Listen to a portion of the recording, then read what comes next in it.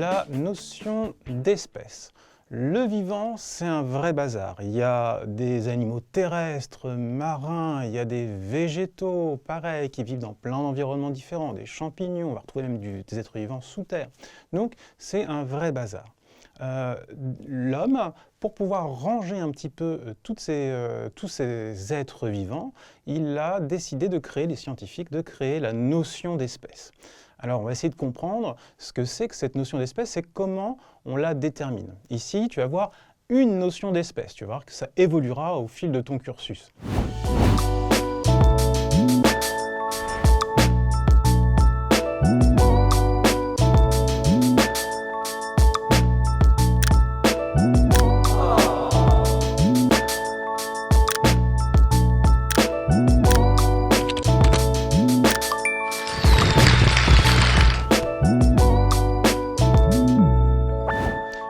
Prenons des exemples simples. Commençons si je te présente une abeille, l'abeille commune, et le renard roux.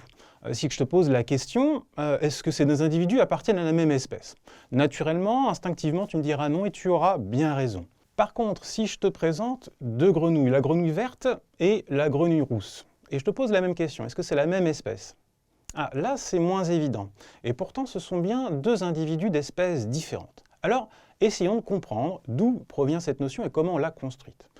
Dans un premier temps, il y a une notion très importante qu'on appelle l'interfécondité. C'est un mot un peu compliqué, ça veut juste dire être capable de se reproduire, être capable d'avoir des petits, des juvéniles, une descendance.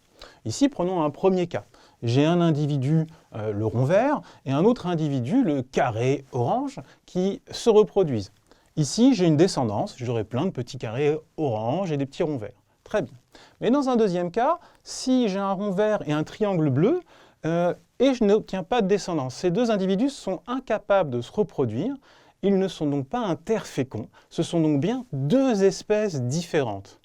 Ah, donc ça paraît beaucoup plus évident. Ça permet de comprendre pourquoi la grenouille verte et la grenouille rousse ne sont pas de la même espèce. Elles ne sont pas capables de se reproduire ensemble. Donc ça marche plutôt bien. Bon, mais ce n'est pas suffisant pour expliquer la notion d'espèce.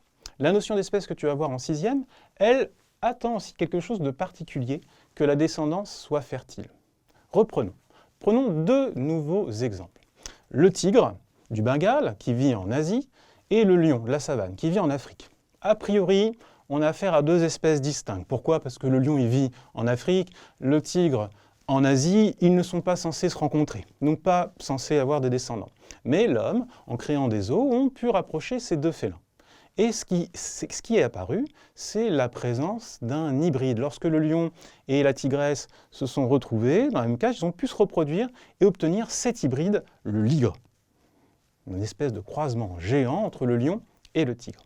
Ce ligre, c'est un hybride. Ah, ben ça ne tient plus alors, te dis-tu. Tu te dis que finalement, on avait défini deux espèces différentes qui sont capables de se reproduire. Là où ça devient intéressant, c'est que le ligre, lui, s'il revient avec un lion ou un tigre, sera incapable d'avoir une descendance. On dit qu'il est stérile. Comme la descendance issue de ces deux espèces différentes est stérile et incapable de continuer les générations futures, on a bien affaire à deux espèces distinctes. Pour résumer, et pour être tout à fait clair, une espèce, pour appartenir à une espèce, il faut que je sois capable de me reproduire avec les individus et que les descendants que j'ai obtenus soient aussi capables de se reproduire à leur tour. Ainsi est définie la notion d'espèce.